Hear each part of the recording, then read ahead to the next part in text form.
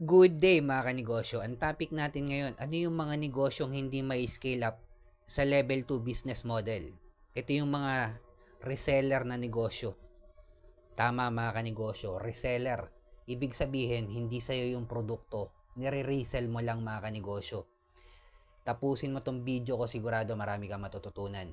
Ako nga pala si Jepoy, isang negosyante. Isa rin akong DJ. Kung kailangan nyo palang DJ sa club, sa bar, sa event, message lang kayo dito sa page ko or comment lang ako. Kayo. Bilang negosyante, meron na akong 11 years na experience sa pagninegosyo at pagkalugi dito. Bakit hindi may scale up ang reseller na negosyo? Mga kanegosyo, pamilyar naman kayo sa pagiging reseller. Yung hindi sa inyo yung produkto, karamihan dyan, mga networking. Hindi mo may scale up ang produkto mo, ang negosyo mo, kung reseller ka lang mga kanegosyo. Hindi lang. I mean, okay naman yan.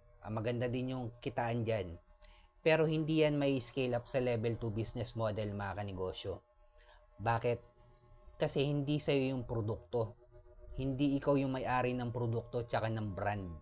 Wala kang power, wala kang kapangyarihan para baguhin or wala kang kapangyarihan na magbigay ng idea sa mga may-ari ng brand nang nire-resell mo mga kanegosyo. Wala kang voice kumbaga.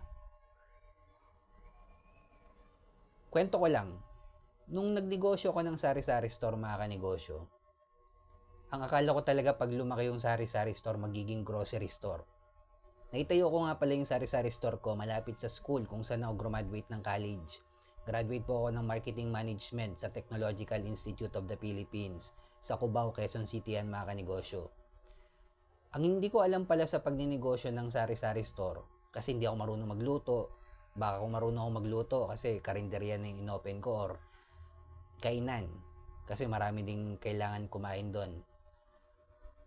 Tsaka mabilis lang magbukas ng sari-sari store kasi pambansang negosyo yan eh.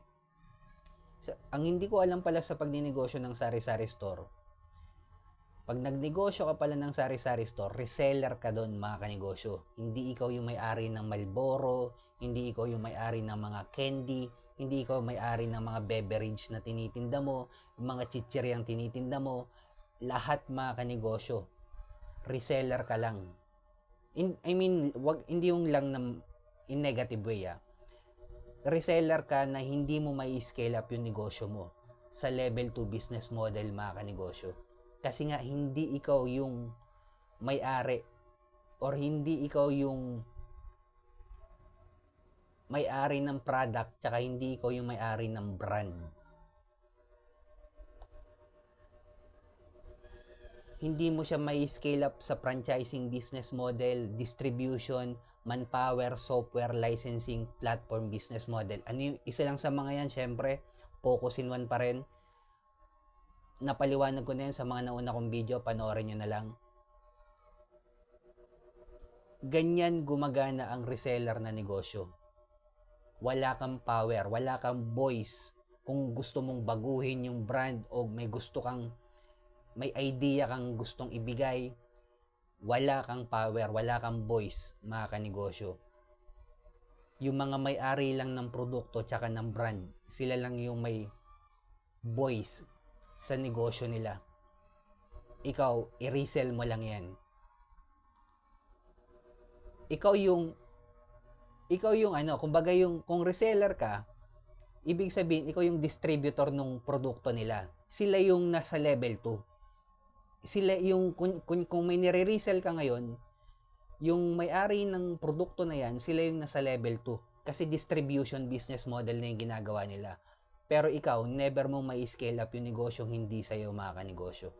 Kaya lagi kong sinasabi, make sure yung product, ikaw yung may-ari, ikaw yung nagtahi, ikaw yung nag-create ng salamin, ikaw yung nag-create ng kanta or nag-compose, sa'yo yung recipe, kahit ginaya mo lang yung luto, at least ikaw yung nag-create ng pagluluto, ikaw yung nag-create ng produkto, sa'yo yung brand, naka-focus in one ka, nasa market ng mayaman, in-scale up mo sa level 2 business model, in-applyan mo ng system, doon pwede mong ma-scale up sa level 2 yung negosyo mo. At syempre, panghuli, kailangan na natin gumawa ng original content, mga kanegosyo. Dahil kasama na sa trabaho natin yan bilang negosyante. Iba na ngayon, mga kanegosyo. Iba na ang labanan sa social media at sa pagninegosyo ngayon. Hindi na to basta kukuha ka ng pwesto at malakas na yung kita. Hindi na. Online na yung labanan ngayon at original content, mga kanegosyo. Kung umabot ka sa dulo na video na to, subscribe ka naman sa akin, heart ka na rin. Comment ka lang kung tagasan ka, gusto ko malaman saan umabot yung video ko. Sa mga negosyanteng nakakaranas ng pagkalugi ngayon dahil sa taas ng bilihin, dahil sa crisis, oil crisis, huwag natin kalimutan mag-pray kahit anong religion natin. Ingat tayong lahat. Peace.